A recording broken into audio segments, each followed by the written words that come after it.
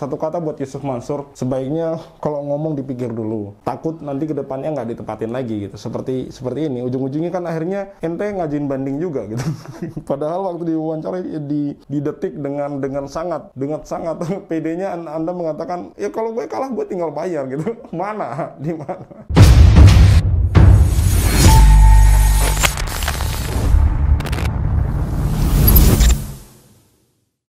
Bismillahirrahmanirrahim. Assalamualaikum warahmatullahi wabarakatuh. Kembali bersama Khalid Al-Walid. 4 hari kita tidak mengupload ya teman-teman. Dan 4 hari saya mendapat banyak pesan WhatsApp dari Pak Soeharto, termasuk video dan pesan chat. Namun mohon maaf kami belum bisa mengupload karena ada kegiatan.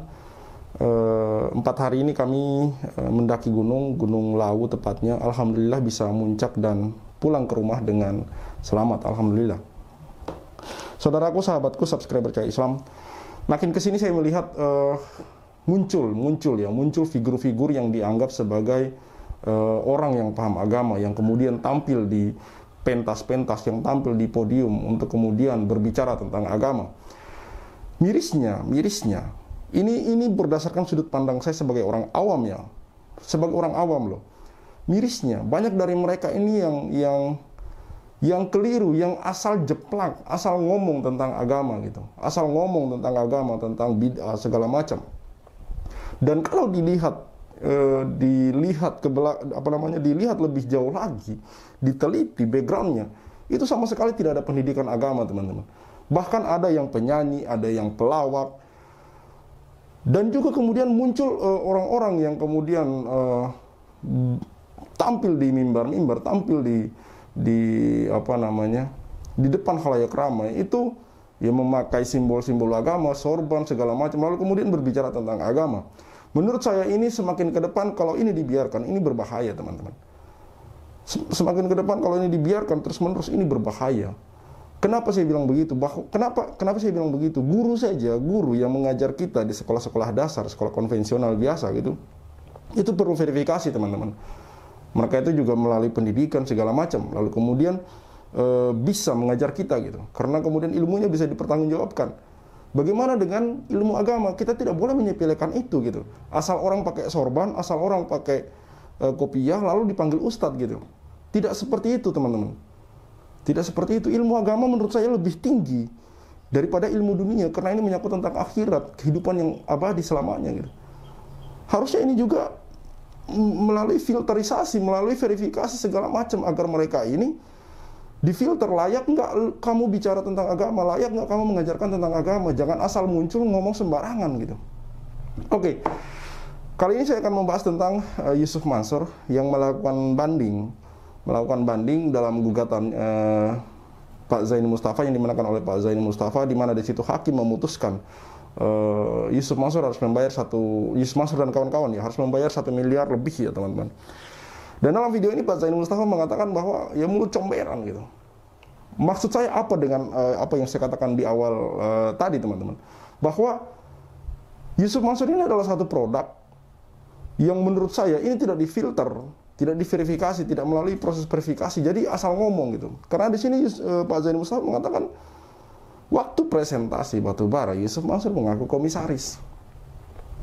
Sementara perlu teman-teman ketahui, dan mungkin sudah ketahui juga, bahwa sempat viral, Yusuf Mansur pernah mengaku sebagai komisaris Grab. Padahal, dan ternyata itu setelah diklarifikasi oleh pihak Grab. Ternyata dia bukan komisaris di sana, cuma advisor. Apakah ini adalah orang yang layak untuk tampil di muka umum, untuk didengarkan oleh umat, untuk berbicara? Hal-hal seperti itu saja sudah tidak bisa dipercaya teman-teman. Saya selalu mengatakan bahwa orang itu ketika satu kali dia ketahuan berbohong, dan berbohongnya bukan kepada satu orang atau teman dekatnya atau siapa gitu, kepada orang banyak, ini fatal bagi saya gitu. Satu kali saja dia ketahuan berbohong, maka saya tidak akan percaya lagi. Apalagi dia berbicara kepada orang banyak, dan dia berani di sini berbohong teman-teman, mengaku sebagai komisaris Grab padahal bukan komisaris Grab. Apakah kemudian yang lain bisa kita jamin kebenaran dari kata-katanya? Belum lagi ingkar janji yang lain. Besok saya akan tampilkan video Pak Soeharto yang meminta haknya kepada Pak Yusuf Mansur. Karena 12 juta. Iya, memang Pak Soeharto mengembalikan menginvestasikan uangnya 12 juta, tapi kan itu 10 tahun yang lalu. Lalu kemudian hari ini Yusuf Mansur dengan sangat entengnya hanya mengembalikan 12 juta. Ini kan suatu bentuk penzoliman menurut saya, dan orang-orang seperti ini yang harus dikritisi hari-hari ini. Makanya saya bilang bahwa para pendakwah, ustadz-ustadz segala macam ini harus melalui filterisasi, harus melalui proses verifikasi gitu. Apalagi ketika dia sudah masuk ke ranah-ranah bisnis gitu loh, yang kemudian pada akhirnya membuat banyak orang kemudian kecewa, teman-teman. Baik, saya akan bacakan sedikit berita dari Kumparan. Berita 3 Juli 2023, Yusuf Mansur ajukan banding usai didenda Rp 1,2 miliar di kasus investasi batubara. Yusuf Mansur mengajukan banding terkait putusan Pengadilan Negeri Jakarta Selatan (PN Jaksel) dalam gugatan investasi batubara oleh Zaini Mustafa. Pada putusan PN Jaksel, Yusuf Mansur selaku tergugat 3 dihukum bersama tergugat lainnya dalam membayar kerugian atau modal dan keuntungan yang seharusnya diperoleh kepada penggugat senilai Rp 1.264.240.000. Dalam laporan di Sistem Informasi Penelusuran Perkara SIPP PN Jaksel, status Yusuf Mansur tertulis sebagai pembanding. Permohonan banding dilakukan pada 20 Juni 2023. Oke, kita akan langsung ke wawancara Pak Darus Harif dan Pak Zaini Mustafa. Pak Zaini Mustafa, Pak Sudaryanto, Rabu tanggal 26 Juli 2023, agendanya di apa nih Pak di Pengadilan Negeri Jakarta Selatan? Silakan Pak. Ya, jadi begini Pak Darso, beberapa hari yang lalu kan saya mendapat relas pemberitahuan adanya banding dalam perkara saya nomor 28/PDT-G/2022/PN Jakarta Selatan. Antara saya selaku penggugat melawan Ustadz Yusuf Mansur dan kawan-kawan. Ya. Jadi putusannya kan sebagaimana sudah diketahui bahwa putusannya adalah mengabulkan gugatan saya, kemudian menghukum Ustadz Yusuf Mansur untuk membayar kepada saya, Namun kenyataannya Yusuf Mansur yaitu mereka mengajukan banding, kemudian BMT mengajukan banding. Ya. Kemudian sesuai dengan hukum acara seharusnya saya diberitahu itu didelegasikan ke Pengadilan Negeri PN Cibinong karena domisili saya kan di Cibinong begitu. Ya. Tetapi saya mendapat surat yang dikirim via pos itu dari Jakarta Selatan ke rumah saya berkaitan dengan pemberitahuan adanya banding yang dilakukan oleh Ustadz Yusuf Mansur selaku tergugat 3, kemudian BNT Darussalam selaku tergugat 4. Itu kedua-duanya sudah banding. Saya diberitahukan itu, suratnya di dalam surat itu berbunyi suratnya itu dibuat tanggal 12 Juli 2023. Kemudian saya juga dikirimi memori daripada Yusuf Mansur ya. Yusuf Mansur itu juga tertanggal itu. Namun kan baru saya terima, Pak. Jadi memorinya mereka sudah dikirim ke Pak Zaini juga. Jadi pemberitahuan sudah, memori sudah. Tentu dengan adanya memori ini saya mempunyai hak ya, bukan kewajiban saya untuk mengajukan kontra memori. Ya, karena tanggalnya itu tanggal 12 dan baru nyampe beberapa hari kemarin.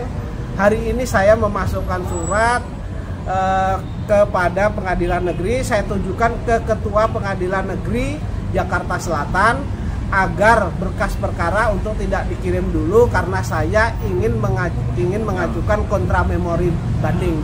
Yang nanti kontra memorinya diserahkan ke kontra memori tetap saya serahkan ke PN sini, Pak. Berapa hari Pak Zaini mau bikin kontra memori? Hari ini saya mungkin itu Senin atau Selasa, paling lama Selasa, tapi saya usahakan Senin sudah masuk. Pak Zaini, kasih bocoran sedikit memori bandingnya Yusuf Mansur itu apa, Pak? Memori bandingnya Yusuf Mansur itu tetap mereka mengatakan kalau dia keberatan terhadap pertimbangan Majelis Hakim Pengadilan Negeri Jakarta Selatan yang mempertimbangkan bahwa Yusuf Mansur itu sebagai komisaris utama PT Adi Partner Perkasa. Nah, dasarnya Majelis Hakim itu menyatakan Yusuf Mansur sebagai komisaris utama PT Adi Partner Perkasa itu adalah alat bukti yang saya ajukan perkara putusan perkara nomor 313 garis miring PDT titik G garis miring 2011 PN Jakarta Selatan yang diputus pada tahun 2012. Di sana itu Yusuf Mansur diajukan sebagai tergugat 3 oleh salah satu bank ya. Itu mereka didudukkan sebagai komisaris utama PT Adi Partner Perkasa. Kemudian dalam jawaban Yusuf Mansur terhadap pengadilan ini mereka tidak menolak didudukkan sebagai komisaris, itu tidak menolak gitu. Itu perkara itu diputuskan di Jakarta Selatan. Di Jakarta Selatan, artinya di 2011 itu sudah diajukan gugatan dan itu perkaranya terjadi 2009, 2010, 2011 baru digugat karena di sana adanya perbuatan melawan hukum gitu. Iya. Yang dilakukan PT Adi Partner Perkasa, Adiansah direkturnya, kemudian komisarisnya adalah Yusuf Mansur kan begitu. Artinya memang sesuai dengan dokumen yang ada, Yusuf Mansur itu sebagai komisaris utama berdasarkan putusan itu. Putusan itu mengacu kepada dokumen-dokumen yang diajukan oleh bank itu, Pak. Nah, itu jelas.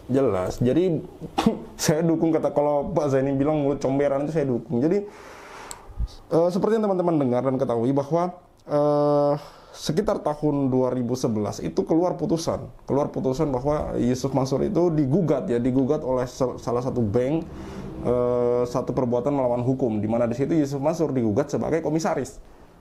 Ini juga yang menjadi dasar dari Pak Zaini Mustafa menuntut Yusuf Mansur sebagai komisaris. Lalu hari ini banding dari Yusuf Mansur itu lucunya membantah sebagai komisaris. Sementara kejadiannya sama. Pak Zaini Mustafa ini kan di tahun 2009 dan kasus yang disebutkan oleh Pak Zaini Mustafa itu 2009 sampai 2011. Lalu di mana yang mau dibantah Yusuf Mansur? Makanya saya bilang ini kita pantau terus dan kita awasi terus. Semoga kemudian hakim-hakim yang bersinggungan dengan masalah Zaini Mustafa dan Yusuf Mansur ini, insya Allah hakim-hakim yang adil yang memutuskan perkara dengan seadil-adilnya. Nanti kita lihat bagaimana ke depannya kemudian. Semoga banding ini kembali dimenangkan oleh Pak Zaini Mustafa, teman-teman. Karena saya melihat Yusuf Mansur ini orang yang mencela-mencela gitu loh. Kemarin kan dia bilang sendiri, kalau dia kalah di pengadilan dia bayar. Kalau enggak datang ke rumahnya. Tapi kan tidak ada yang ditepati, teman-teman. Bahkan ketika dia kalah di pengadilan dia masih bisa ngajuin banding, mengajak Pak Zaini Mustafa untuk islah, untuk berdamai, untuk bertemu, untuk membicarakan secara kekeluargaan. Tapi dia ngajuin banding. Artinya kan orang ini egois dan ingin menang sendiri. Besok saya akan tampilkan konten tentang Pak Soeharto, di mana di situ ada sesuatu yang menarik, nanti saya akan tampilkan, teman-teman. Orang ini sudah tidak bisa lagi diberi ruang ya, orang ini menurut saya.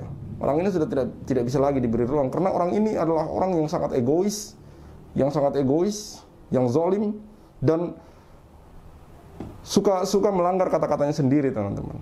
Baik, kita lanjut. Diambil oleh majelis hakim bahwa walaupun mereka menolak sebagai komisaris, tetapi sesuai dengan dokumen yang ada kemudian diputuskan itu Yusuf Mansur itu sebagai komisaris utama PT Adi Partner Perkasa itu. Iya, jadi dia bersikeras bahwa dia bukan bagian dari PT Adi Partner ya, Pak. Ya, itu satu. Terus kemudian yang kedua, saya kan mengajukan tiga orang saksi. Ya. 3 orang saksi ini mendengar ketika Yusuf Mansur presentasi dalam yang jadi perkara dengan saya ini, 3-tiganya mendengar bahwa Yusuf Mansur itu mengaku sebagai komisaris utama PT Adi Partner Perkasa begitu. Gitu ya, Pak ya. Iya. Jadi dia terus saja mengingkari bahwa dia tidak terlibat. Betul. Dalam investasi ini gitu ya. Iya. Nah, dari BMT sendiri apa memori bandingnya, Pak? Kalau dari BMT sampai dengan saat ini sampai dengan saat ini belum mengajukan memori. Berarti belum sampai ke tangan saya begitu. Kalau dia ngajukan atau tidak belum tahu, tapi belum sampai ke tangan saya. Cuman saya takutnya ketika ini saya menunggu gitu ya, menunggu memori dari BMT, takutnya ini sudah dikirim gitu. Ya, Pak Makanya Jenny, saya minta pengadilan untuk tidak mengirim dulu karena saya ingin mengajukan kontra memori atas memori dari Yusuf Mansur. keberatan yang sama bukankah sudah diajukan oleh Yusuf Mansur dalam persidangan kemarin, Pak? Betul, betul.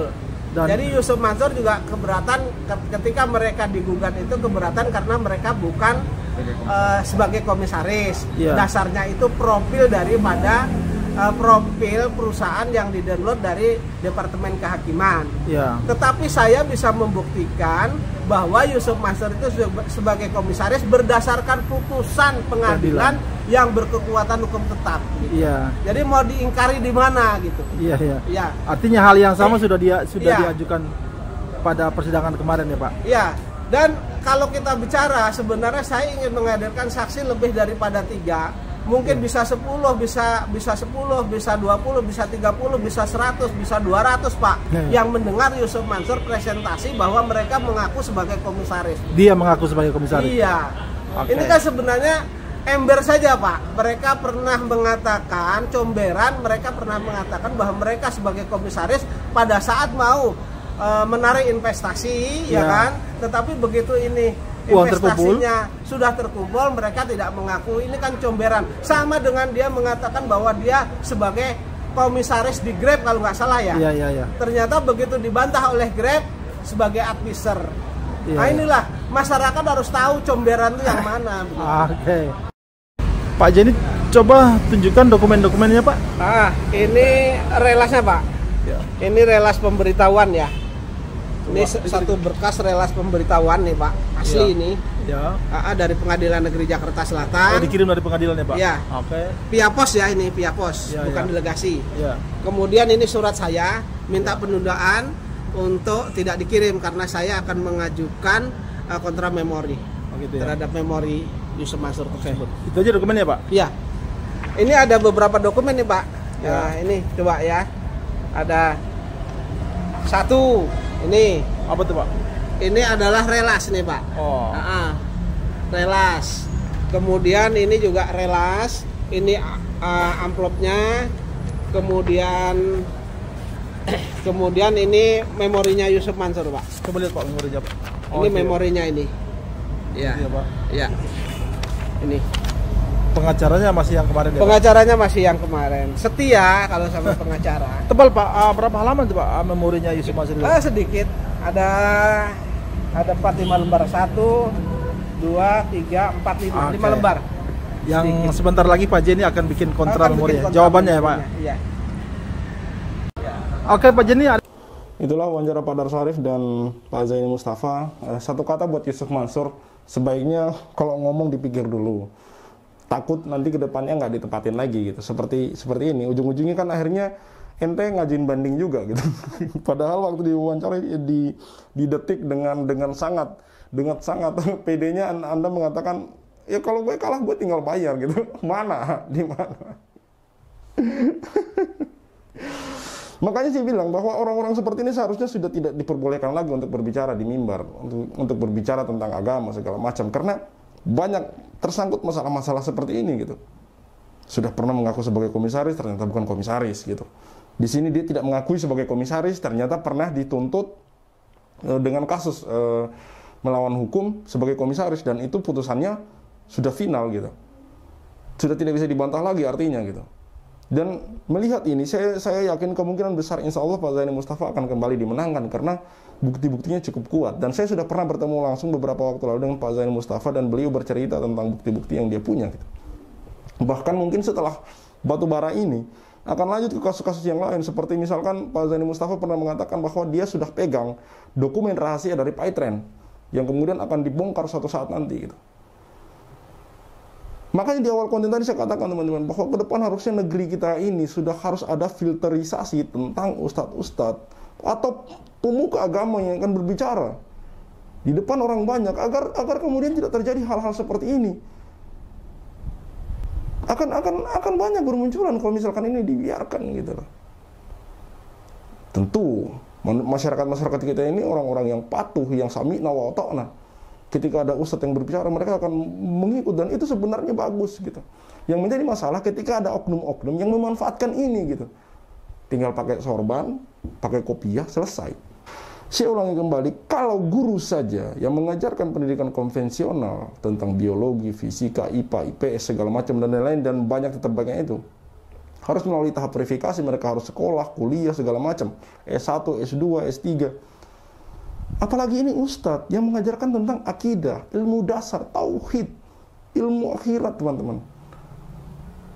Tidak boleh sembarangan orang, ada musisi yang dulunya penyanyi kemudian tiba-tiba langsung berbicara tentang bid'ah, berbicara tentang hukum syar'i, berbicara tentang hukum fikih. Ada yang dulunya kemudian suka melawak lalu kemudian tampil di podium berbicara tentang agama. Bukan kemudian kita menyepelekan orang, tidak teman-teman, tidak. Semua orang bebas untuk menasihati siapapun. Tapi lain hal ketika sudah menjadi pengajar atau pendidik, beda cerita. Beda cerita. Siapapun, apapun background Anda, apapun yang background Anda, tidak bisa dibatasi ketika Anda mengetahui tentang ilmu agama lalu kemudian berbagi kepada orang-orang di sekitar, orang-orang terdekat.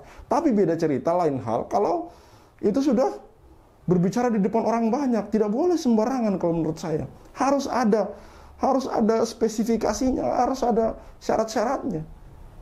Karena itu juga yang saya ketahui dari ulama-ulama, para ulama-ulama besar di Timur Tengah sana, mereka tuh harus melalui tahap verifikasi gitu.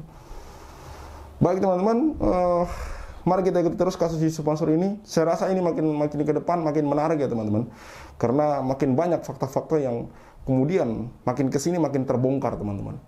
Makin kesini makin terbongkar. Saya melihat juga ada perbedaan.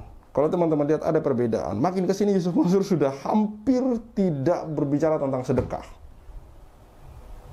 Artinya kan memang ada something di situ. Kenapa hari ini Yusuf Mansur sudah jarang berbicara tentang sedekah? Kenapa? Dan saya melihat insya Allah ini akan ada efeknya, dan menurut saya ini positif karena akan berkurang masyarakat kita nanti yang kecewa karena sudah tidak menarik investasi lagi teman-teman. Baik, cukup sekian dari saya. Sahabat Al-Walid, see you on the next videos.